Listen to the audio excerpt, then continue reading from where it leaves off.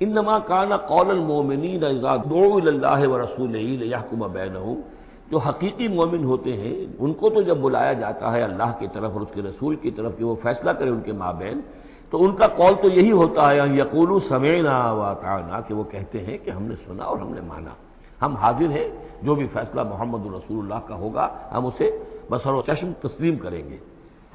انما کان قول المؤمنین اذا دعوا الی اللہ ورسولہ لیحکم بینہم ان یقولوا سمعنا واطعنا واولئک هم المفلحون، اور یقیناً وہی لوگ ہیں جو پھر فلاح پانے والے ہیں۔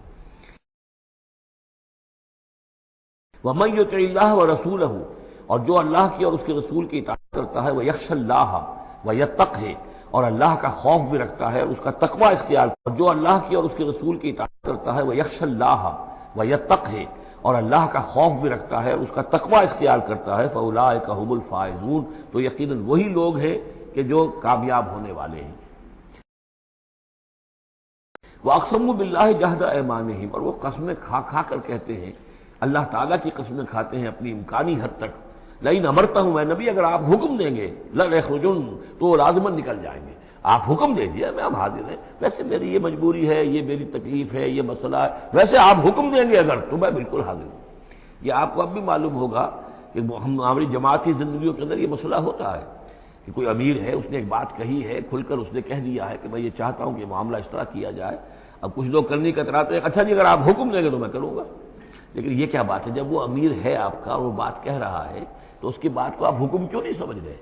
اسی طریقے سے حضور صلی اللہ علیہ وسلم نے جب فرما دیا ہے کہ نکلنا ہے، اب دشمن کے مقابلے کے لیے نکلو، اب وہ آپ چاہتے ہیں پی کال کر کے حضور ایک ایک کی خوشامد کریں کہ آئیے آپ ضرور نکلیے، خدا کے لیے ضرور چلیے، یہ حضور کرنے والے نہیں ہیں۔ وَأَقْسَمُوا بِاللَّهِ جَهْدَ أَيْمَانِهِمْ، اور یہ اللہ کی قسمیں کھا کھا کر کہتے ہیں اپنی امکانی حد تک، لئن امرتہم، اے نبی آپ کا حکم ہوگا تو میں حاضر ہوں، لَيَخْرُجُنَّ، ہم ضرور نکلیں گے۔ قُل لَا تُقْسِمُوا، اے نبی ان سے کہیے تم قسمیں مت کھاؤ، طاعۃ معروفہ، معروف طریقے پر اطاعت اختیار کرو۔ تم نے اعلان کیا ہے کہ تم مجھ پر ایمان لائے ہو، تم نے اعلان کیا ہے کہ تم مجھے اللہ کا رسول سمجھتے ہو، اب جو میں کہہ رہا ہوں اسے قبول کرو، اختیار کرو۔ یہ کیا ہے کہ میں کسی کو ایک ایک کو علیحدہ علیحدہ حکم دوں؟ ان اللہ خبیر بما تعملون، یقیناً جو کچھ تم کر رہے ہو اللہ اس سے باخبر ہے۔ قل اطیعوا اللہ واطیعوا الرسول، اے نبی کہہ دیجئے، اب دیکھیے نوٹ کر لیجئے، سورہ نساء میں نے تفصیل سے آپ کو بیان کیا تھا کہ منافقین پر تین ہی چیزیں بھاری تھیں۔ نمبر ایک، حضور کی شخصی اطاعت کرنا، نمبر دو، جہاد اور قتال کے لیے نکلنا، نمبر تین، ہجرت۔ تین ایشوز کے اوپر بڑی تفصیل سے وہاں گفتگو ہو چکی ہے۔ یہاں اطاعت رسول کو جو ہے، جو پہلا مضمون تھا سورہ نساء میں، اسی کو زیادہ موقت کیا جا رہا ہے۔ قل اطیعوا اللہ واطیعوا الرسول، کہیے ان سے اطاعت کرو، اللہ کی اطاعت کرو، اس کے رسول کی صلی اللہ علیہ وسلم۔ فإن تولوا، پھر اگر یہ پیٹھ موڑ لے، اگر تم منہ پھیرو گے، اگر منہ موڑ لو گے، فإنما علیہ ما حمل، تو سن لو ہمارے نبی پر ذمہ داری ہے اس کام کی جو ہم نے ان پر ڈالا ہے، وعلیکم ما حملتم، اور تم سے باز پرس ہوگی اس کی جو تمہارے اوپر ڈالا گیا ہے۔ یعنی نبی نے جو ذمہ داری تھی اللہ کا دین تم تک پہنچایا، اللہ کے احکام پہنچا دیے، ان کا کام جو ہے اس پر ختم ہو گیا۔ اب اطاعت کرنا، اس کی تعمیل کرنا، اس کے حکم پر چلنا، اللہ کے دین کے لیے تن من دھن لگانا، اور یہ سارا کام تمہیں کرنا ہے۔ تو جو ان کی ذمہ داری ہے وہ ادا کریں گے، اور اللہ کے ہاں ان کے بارے میں سوال کر لیا جائے گا، اور جو تمہاری ذمہ داری ہے ظاہر بات ہے کہ اس کے جواب بھی تمہیں کرنی ہے۔ اس میں یہ بھی ہوتا ہے بسا اوقات کہ کسی شخص کو یہ گمان ہو جائے، ظاہر بات ہے میں نے آپ کو سنایا تھا کہ ایک شخص نے کہہ دیا تھا حضور سے، اے دل یا محمد، اے محمد عدل سے کام لیجیے صلی اللہ علیہ وسلم، بڑی گستاخی کے ساتھ اس نے کہا، گویا کہ الزام لگایا کہ آپ یہ جو صدقات کی جو تقسیم کر رہے ہیں یا مال غنیمت تقسیم کر رہے ہیں، اس میں آپ عدل سے کام نہیں لے رہے۔ تو حضور نے بھی غصے میں جواب دیا تھا کہ انما عدل فلم یا عدل، اگر میں عدل نہیں کروں گا تو کون کرے گا؟ اسی طریقے سے ہو سکتا ہے کسی جماعتی زندگی کے اندر کوئی امیر ہے اور اس سے کوئی شخص یہ محسوس کرے، اس کا ساتھی، کہ مجھ پر زیادتی کی ہے انہوں نے، امیر نے زیادتی کی ہے، کوئی بات نہیں، امیر نے زیادتی کی ہے تو امیر اس کی جواب دہی اللہ کے ہاں کر لے گا، اللہ تعالیٰ کے ہاں جواب دہی ہو جائے گی، اور ہو سکتا ہے اس کے کچھ نیکیاں ہے وہ تمہارے حساب میں اللہ تعالیٰ درج کر دے، لینا دینا وہاں ہو جائے گا، ڈیبٹ کریڈٹ ہو جائے گا۔ لیکن اس کا مطلب یہ ہو کہ ناراض ہو کر بیٹھ رہا ہو کہ اب اپنی ذمہ داری ادا نہیں ہو رہی، تو پھر تو جواب دہی تمہاری ہو جائے گی اللہ کے ہاں، ایکسپلیشن کال تمہاری ہو جائے گی کہ ناراض ہو کر بیٹھ رہے ہیں کیونکہ انہوں نے میرے ساتھ یہ کیا ہے، لہذا میں بس اب کام کچھ نہیں کروں گا۔ یہ تو گویا کہ ایک منفی طرز عمل ہے. تمہیں جواب دہی کرنی ہے اپنے فرائض کی، اپنی ذمہ داریوں کی. تو یہ جماعتی زندگی سے متعلق بعض بہت اہم ہیں جو مباحث اس سورہ مبارکہ میں آئے ہیں، اور ان میں سے بعض ہمارا جو منتخب نصاب نمبر 2 ہے جو اس سورہ مبارکہ کی آخری آیات ہے وہ اس کے ایک درس کی حیثیت سے اس میں شامل ہے. جو جماعتی زندگی جو ہے، جب ایک جماعت بنانی پڑے گی، اگر دین کا کام کرنا ہے تو اکیلے اکیلے تو نہیں ہو سکتا. جماعت کا نظم ہو، ایک ڈسپلن ہو، ایک حزب اللہ وجود میں آئے جو سورہ مائدہ میں دیکھ آئے ہیں. وَإِنَّ حِزْبَ اللَّهِ هُمُ الْغَالِبُونَ. غلبہ جو ہے تو وہ حزب اللہ کو اللہ تعالیٰ دیتا ہے. ید اللہ علی الجماعہ، جماعت کے اوپر اللہ کا ہاتھ ہے، جماعت کی کو اللہ کی نصرت اور تائید حاصل ہوتی ہے. اس جماعتی زندگی کے بعد ایسے نفسیاتی معاملات ہوتے ہیں اور اس کے اندر بعض ایسے حساس مسائل ہوتے ہیں کہ جن کے بارے میں بڑی عمدہ رہنمائی دی گئی ہے مختلف مقامات پر. ان پر ہم نے پھر مرتب کیا ہے منتخب نصاب، مطالعہ قرآن حکیم کا منتخب نصاب نمبر 2. قل اطیعوا اللہ واطیعوا الرسول فإن تولوا فإنما علیہ ما حمل. ان پر جو ذمہ ہے وہ ان کی اپنی ذمہ داری کا، اور تمہارے اوپر جو بوجھ ہے، جو تمہاری مسئولیت ہے وہ تمہاری ذمہ داری کی. وَإِن تُطِيعُوهُ تَهْتَدُوا. اور جان لو یہ اللہ کے رسول ہیں، اگر تم ان کی اطاعت پر کاربند رہو گے تبھی تم ہدایت یافتہ ہوگے. وَمَا عَلَى الرَّسُولِ إِلَّا الْبَلَاغُ الْمُبِينُ. اور ہمارے رسول پر سوائے صاف صاف پہنچا دینے کی اور کوئی ذمہ داری نہیں ہے.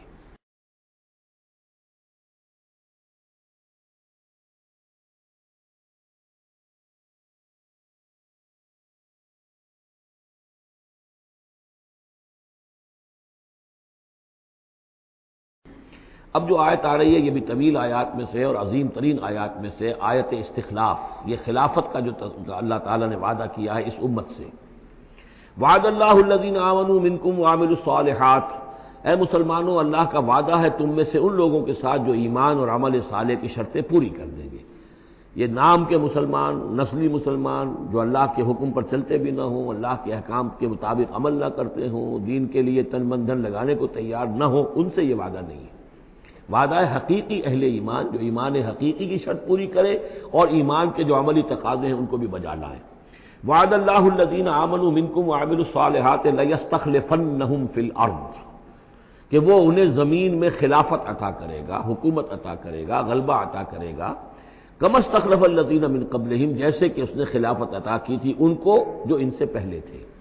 حضرت داؤد کو، حضرت طالوت کو، حضرت سلیمان کو جو خلافت دی گئی، بعد میں بھی مکابی حکومت قائم ہوئی ہے، اس میں بھی خلافت قائم ہوئی. تو یہ خلافت جیسے پہلے ہم نے دی تھی سابقہ امت مسلمہ کو، ایسے ہی اے امت محمد صلی اللہ علیہ وسلم تمہیں بھی خلافت دی جائے گی، بشرطے کہ ایمان اور عمل صالح کی یہ 2 شرطیں تم پوری کرو. اب یہ خلافت جو ہے اس کو 3 انداز میں یہاں بیان کیا گیا ہے. لَيَسْتَخْلِفَنَّهُمْ فِي الْأَرْضِ. انہیں لازماً خلافت دے گا زمین میں، حکومت دے گا. کما استخلف الذین من قبلہم، جیسے کہ خلافت دی تھی اور حکومت دی تھی ان کو کہ جو ان سے پہلے تھے. وَلَا يُمَكِّنَنَّ لَهُمْ دِينَهُمُ الَّذِي ارْتَضَىٰ لَهُمْ. اور ان کے اس دین کو زمین میں غلبہ عطا کرے گا، قوت عطا کرے گا، تمکن عطا کرے گا جو اللہ نے ان کے لیے پسند کر لیا ہے. ظاہر بات ہے مسلمانوں کی خلافت ہے تو اس کے معنی کیا ہے؟ اللہ کے دین کا غلبہ ہے. وہ تو بات تو ایک ہی ہے، اللہ کا دین غالب، اس کے کیا معنی ہے؟ مسلمانوں کی خلافت. تو چیز ایک ہی ہے، لیکن یہاں 3 الفاظ لا کر اس کی اہمیت کو نمایاں کیا جا رہا ہے 3 اعتبارات سے. وَلَا يُمَكِّنَنَّ لَهُمْ دِينَهُمُ الَّذِي ارْتَضَىٰ لَهُمْ. اب یہاں دیکھیے وہی لام مفتوح شروع میں فعل مضارع سے، اور اس کے بعد یہ نون مشدد، یہ سارے وعدے نہایت تاکیدی وعدے ہیں. لَيَسْتَخْلِفَنَّهُمْ فِي الْأَرْضِ كَمَا اسْتَخْلَفَ الَّذِينَ مِن قَبْلِهِمْ وَلَيُمَكِّنَنَّ لَهُمْ دِينَهُمُ الَّذِي ارْتَضَىٰ لَهُمْ. واللہ نے دین کون سا ہے جو پسند کر لیا ہے؟ الْيَوْمَ أَكْمَلْتُ لَكُمْ دِينَكُمْ وَأَتْمَمْتُ عَلَيْكُمْ نِعْمَتِي وَرَضِيتُ لَكُمُ الْإِسْلَامَ دِينًا. یہ آیت ہم پڑھ چکے ہیں سورہ مائدہ میں. اور تیسری بات وَلَا يُبَدِّلَنَّهُم مِّن بَعْدِ خَوْفِهِمْ أَمْنًا. اللہ تعالیٰ ان کے خوف کی کیفیت جو ہے اس کو بدل دے گا امن کی کیفیت سے. ظاہر بات ہے جب تک کہ مسلمان کمزور تھے ان کے لیے خوف تھا، ابھی ادھر سے حملے کا اندیشہ ہے، ابھی ادھر سے حملے کا اندیشہ ہے. اب فلاں قبیلے کی طرف سے خبر آئی ہے کہ وہ فوجی تیاری کر رہا ہے، فوج کشی کرے گا. وہ خوف کی ایک کیفیت تھی جو ہر وقت طاری رہی ہے. ایمرجنسی کی کیفیت جو ہے مدینہ منورہ میں یوں سمجھیے کہ پورے 5 برس ایمرجنسی رہی ہے. ہر وقت ہر آن اندیشہ ہوتا تھا. خبریں آ رہی ہیں اب ادھر سے کوئی قبیلہ حملہ کرنے والا ہے، اب یہ مکے میں کوئی ان کی ملاقاتیں ہوئی ہیں، کوئی سازش ہوئی ہے، ابھی کوئی خط چلا گیا ابو عامر راہب کا کوئی مشن ہے. یہ ساری خبریں آتی تھیں. لیکن یہ کہ اب اس کے بعد وہ وقت آ جائے گا کہ ان کا جو خوف کی کیفیت ہے بدل جائے گی امن سے. یعبدوننی لا یشرکون بی شیئا، میں یہاں اس کو سمجھتا ہوں مستقبل سے متعلق، جب ایسا ہو جائے گا تو پھر وہ میری بندگی کریں گے کہ اس میں کسی شے کا شرک جو ہے گوارا نہیں کریں گے۔ جب تک اللہ کی حکومت نہیں ہے تو ظاہر بات ہے کچھ نہ کچھ شرک تو ہو ہی رہا ہے۔ اب ہم یہاں رہ رہے ہیں، پاکستان میں رہ رہے ہیں، اللہ کا دین تو قائم نہیں ہے، قانون کس کا ہے؟ اللہ کا تو نہیں ہے۔ تو گویا کہ ہم قومی اعتبار سے، اجتماعی اعتبار سے کفر اور شرک میں زندگی بسر کر رہے ہیں۔ ہمارا اپنا کوئی عقیدہ فرض کیجئے ہے بھی ٹھیک، بالکل مشرکانہ اوہام سے ہم نے اپنے آپ کو پاک کر لیا ہے، اور توحید فی العقیدہ ہماری بالکل صحیح ہے، لیکن سوال یہ کہ ہم اس ملک کے شہری ہیں، اس ملک کا دستور ہے، اس ملک کے اندر جو ہے اللہ کی حکومت اور اللہ کے قانون کی بالادستی نہیں ہے، تو اس کے کیا معنی؟ ہم بھی اس کے شہری ہونے کی حیثیت سے اس میں ملوث ہیں۔ تو یہ ہے کہ یہ توحید کامل اس وقت ہوگی جب یکون الدین کلہ للہ، جب دین کل کا کل اللہ کے لیے ہو جائے گا۔ عملاً توحید کی تکمیل اس وقت ہوگی، یعبدوننی، میری بندگی کریں گے، لا یشرکون بی شیئا، اور میرے ساتھ کسی شے کو شریک نہیں کریں گے، ومن کفر بعد ذلک فاولئک هم الفاسقون، اور جو اس کے بعد بھی کفر کریں تو پھر وہ تو فاسق ہیں، ناہنجار ہیں، سرکش ہیں۔ اس کے بھی دو معنی ہو سکتے ہیں، جب دین کا غلبہ ہو گیا پھر بھی جو کفر کرے وہ تو معلوم ہوا کہ اس کے اندر خیر سرے سے ہے ہی نہیں۔ ایک یہ ہے کہ باطل کا غلبہ ہے، باطل کے غلبے میں کسی بندہ مومن کے لیے ایمان لانا مشکل ہے، ایمان پر قائم رہنا مشکل ہے، اسلام پر عمل کرنا مشکل ہے، لیکن جب دین غالب ہو گیا ہو تو اب تو ظاہر بات ہے کہ اب تو ساری رکاوٹیں دور ہو گئیں۔ اب تو ایک شخص کی کسی کی اپنی فطرت ہی میں کجی آ چکی ہے، کوئی پرورٹڈ نیچر کا شخص ہے، تبھی وہ رہے گا کہ جو اسلام سے دور رہے۔ ومن کفر بعد ذلک فاولئک هم الفاسقون، اور میرے نزدیک اس کا ایک مفہوم یہ بھی ہے کہ ہمارے ان تین پختہ وعدوں کے بعد بھی جو شخص کمر ہمت نہ کس لے اور اس کام کے لیے کھڑا نہ ہو جائے، گویا کہ وہ ہماری بات کا کفر کر رہا ہے، انکار کر رہا ہے، اسے ہمارے ان وعدوں پر یقین نہیں ہے۔ ومن کفر بعد ذلک فاولئک هم الفاسقون، تو وہ تو گویا کہ فاسق ہے اور سرکش ہے اور ناہنجار ہے۔ اس آیت کو ذہن میں رکھیے، اس حدیث کو آج میں چاہتا ہوں کہ اس کا متن بھی آپ کو سنا دوں کہ اس کی خبر دی ہے محمد رسول اللہ صلی اللہ علیہ وسلم نے۔ تاریخی اعتبار سے تو یہ نوٹ کر لیجئے، یہ سن 6 ہی کے اندر، ابتدائی میں سن 6 کے یہ آیت نازل ہوئی، سن 6 ہی میں صلح حدیبیہ ہو گئی، انا فتحنا لک فتحا مبینا، گویا کہ اس آیت کا جو مصداق ہے وہ ظاہر ہونا شروع ہو گیا۔ سن 7 میں غزوہ خیبر ہوا، اللہ نے بہت بڑا مال غنیمت مسلمانوں کو دیا۔ سن 8 میں مکہ فتح ہو گیا۔ سن 9 میں موپنگ اپ آپریشن ہو گیا، اعلان کر دیا گیا حج کے اندر کہ آئندہ سے یہاں کوئی مشرک نہیں آئے گا، اور اب تمہارے لیے اتنی مہلت ہے، کوئی معاہدہ قائم نہیں رہے گا، جو معاہدے ہیں میعادی ان کی میعاد ختم ہوتے ہی معاہدہ ختم، اور جن کی میعاد کوئی نہیں تھی ان کے لیے ہم 4 مہینے کی میعاد مقرر کر رہے ہیں کہ اس کے بعد کوئی معاہدہ کسی مشرک سے نہیں ہے، جب یہ مدت ختم ہو جائے گی قتل عام شروع ہو جائے گا۔ یہ تو اللہ تعالیٰ کی طرف سے جزیرہ نما عرب کے اندر دین کی تکمیل ہو گئی، خلافت قائم ہو گئی، اللہ کی حکومت قائم ہو گئی۔ جیسے حضرت داؤد خلیفہ تھے، یہاں حضرت محمد خلیفہ ہیں صلی اللہ علیہ وسلم، اس لیے کہ حاکم اب کون ہے؟ حضرت محمد صلی اللہ علیہ وسلم۔ اپنی زندگی میں تو حاکمیت جو بھی ہے آپ کے پاس ہے۔ اس کے بعد خلافت راشدہ میں پھر یہ خلافت کہاں سے کہاں پہنچی وہ آپ کو معلوم ہے، لیکن پھر ریورسل شروع ہو گیا۔ لیکن وہ حدیث میں آپ کو سنا رہا ہوں، حضرت نعمان ابن بشیر سے مروی ہے رضی اللہ تعالی عنہ، اور مسند احمد ابن حنبل میں یہ روایت ہے کہ حضور نے یہ فرمایا صلی اللہ علیہ وسلم، تکون النبوۃ فیکم ما شاء اللہ ان تکون، مسلمانوں تمہارے مابین نبوت موجود رہے گی جب تک اللہ چاہے گا کہ رہے، یعنی میں موجود رہوں گا بنفس نفیس تمہارے مابین جب تک اللہ چاہے گا۔ ثم یرفع اللہ اذا شاء یرفعها، پھر اللہ تعالیٰ اس کو اٹھا لے گا جب چاہے گا، نبوت کو اٹھا لے گا، یعنی میرا انتقال ہو جائے گا، تو ایک دور جو ہے وہ ختم ہو جائے گا۔ فرمایا ثم تکون خلافۃ علی منہاج النبوہ، پھر خلافت ہوگی نبوت کے نقش قدم پر، نبوت ہی کے طریقے پر، ٹھیک وہی نظام جو محمد عربی صلی اللہ علیہ وسلم نے قائم کیا تھا، بین ہی ایک بال کے فرق کے بغیر وہ نظام جو کا تو قائم رہے گا، خلافت علی منہاج النبوہ۔ فتکون ما شاء اللہ وان تکون، یہ بھی رہے گا جب تک اللہ چاہے گا یہ دور۔ ثم یرفع اللہ اذا شاء یرفع، پھر اس دور کو بھی اللہ اٹھا لے گا جب اللہ چاہے گا۔ ثم تکون ملکن عاضا، پھر ملوکیت کا دور آئے گا، اور وہ کاٹ کھانے والی ملوکیت ہوگی، کاٹ کھانے والی ملوکیت، ظالم ملوکیت، اور یہ بھی رہے گا جب تک اللہ چاہے گا، پھر اللہ اس کو بھی اٹھا لے گا۔ پھر چوتھا دور آئے گا ثم تکون ملکن جبریا، پھر غلامی کی ملوکیت ہوگی، یعنی یہ دور جو ہمارا گزرا ہے کولونیل دور، پہلے یہ کہ ملوک تھے، بادشاہ تھے، چاہے وہ بنو عباس میں تھے یا بنو امیہ میں سے تھے یا یہ کہ ترک تھے، مسلمان تو تھے، کلمہ گو تو تھے۔ ان میں کوئی کوئی نہ اچھا بھی ہوتا تھا، بہت اچھے لوگ بھی تھے، برے لوگ بھی تھے، لیکن مسلمان تو تھے، کلمہ گو تو تھے۔ لیکن چوتھا دور آیا کہ کہیں ہم انگریزوں کے غلام ہو گئے، کہیں ہم ولندیزیوں کے غلام ہو گئے، کہیں ہم فرانسیسیوں کے غلام ہو گئے، کولونیل پاورز۔ تو ہماری تو ملکہ معظمہ جو ہے ملکہ وکٹوریہ تھی، 1857 سے تو ہم ان کی رعایا بن گئے تھے۔ اس سے پہلے تو جو بھی تھی بہرحال ایسٹ انڈیا کمپنی جو تھی، لیکن یہ کہ بعد میں تو ہم براہ راست تاج برطانیہ کے غلام تھے۔ یہ چوتھا دور ہے جو تقریباً یوں سمجھیے کہ ابھی نصف میں پہنچا ہے، اس اعتبار سے کہ اگرچہ براہ راست وہ جو حکومتوں کا جو بساط بچھی ہوئی تھی وہ لپیٹ دی گئی ہے، لیکن ابھی مالیاتی اعتبار سے ریموٹ کنٹرول سے وہی قوتیں ہیں کہ جو آج بھی کنٹرول کر رہی ہیں ہمیں۔ یہ ریموٹ کنٹرول ہے، ابھی یہ چوتھا دور ختم نہیں ہوا ہے۔ پہلے یہ براہ راست آکوپیشن اور اپنی حکومتیں اپنی فوجیں لا کر، اب یہ ہے کہ اس کے بغیر بائی پراکسی، چاہے ہمارے ہی آدمی بیٹھے ہوئے ہیں، لیکن اصل میں سارا جو ہے یہ مالیاتی جو ہے استعمار ہے، ایک نیا عالمی استعمار ہے۔ لیکن یہ استعمار جو ہے اس طرح کا کولونیل رول نہیں ہے کہ انگریز موجود ہیں، ان کی فوج موجود ہے، یا فرانسیسی فوج موجود ہے، یا اطالوی فوج موجود ہے، بلکہ یہ تو IMF اور ورلڈ بینک کا نظام ہے اس کے تحت، اور ملٹی نیشنل کمپنیوں کی۔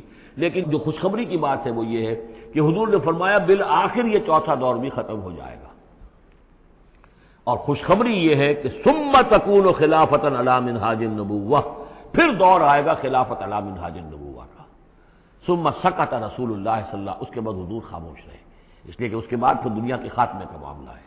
وہ خاتمے کے بارے میں عرض کر چکا ہوں، ایک طویل عرصے تک تو پوری دنیا میں وہ خلافت علی منہاج النبوہ رہے گی، گلوبل، اس لیے کہ حضور نے یہ بتا دیا ہے کہ اب جب یہ خلافت علی منہاج النبوت کا نظام آئے گا تو کل روئے ارضی پر ہوگا۔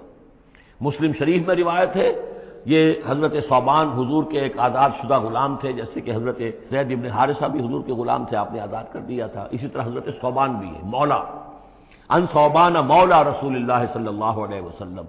اس میں روایت کیا ہے، حضور نے فرمایا ان اللہ زوالی الارض، اللہ نے میرے لیے ساری زمین کو لپیٹ دیا یا سکیڑ دیا، فرائے تو مشارقہا و مغاربہا، تو میں نے سارے مشرق دیکھ لیے زمین کے، سارے مغرب دیکھ لیے، وَإِنَّ أُمَّتِي سَيَبْلُغُ مُلْكُهَا مَا زُوِيَ لِي مِنْهَا، اور میری امت کی حکومت ان تمام علاقوں پر قائم ہو کر رہے گی جو اس طرح زمین کو سکیڑ کر یا لپیٹ کر مجھے دکھا دیے گئے۔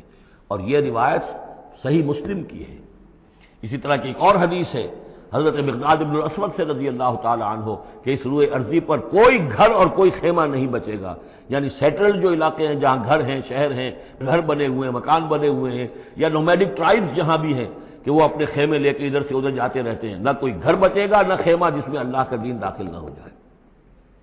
بعز عزیز اور ذل ذلیل، یا تو یہ کہ گھر اور خیمے والا اسلام قبول کرے گا، اسلام اس کے گھر میں داخل ہوگا، اس کا بھی اعزاز ہوگا، اور یا وہ گھر والا اسلام قبول نہیں کرے گا لیکن اسلام کی بالادستی جو ہے تسلیم کرنی پڑے گی۔ یؤتوا الجزیۃ عن ید وہم صاغرون، یہ جو ہم پڑھ آئے ہیں سورہ توبہ کے اندر، تو گویا کہ اس کے گھر میں بھی اسلام تو آ گیا لیکن وہ بدبخت جو ہے اسلام کی نعمت سے اور اس کے اعزاز سے محروم رہا۔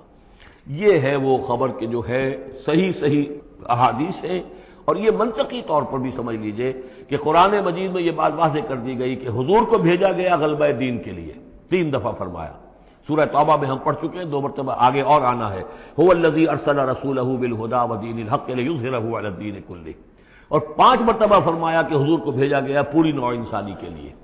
اس کی سب سے نمایاں اور سب سے جو لوگوں کے اندر عام طور پر معروف آیت ہے وہ یہ ہے وما ارسلناک الا کافۃ للناس بشیرا ونذیرا، ویسے ہم پڑھ آئے سورہ انبیاء میں وما ارسلناک الا رحمۃ للعالمین، اس کا بھی مفہوم یہی ہے، تمام جہان والوں کے لیے ہم نے بھیجا ہے آپ کو رحمت بنا کر، اور ہم نے نہیں بھیجا ہے محمد آپ کو مگر پوری دنیا کے لیے، پوری نوع انسانی کے لیے بشیر اور نذیر بنا کر۔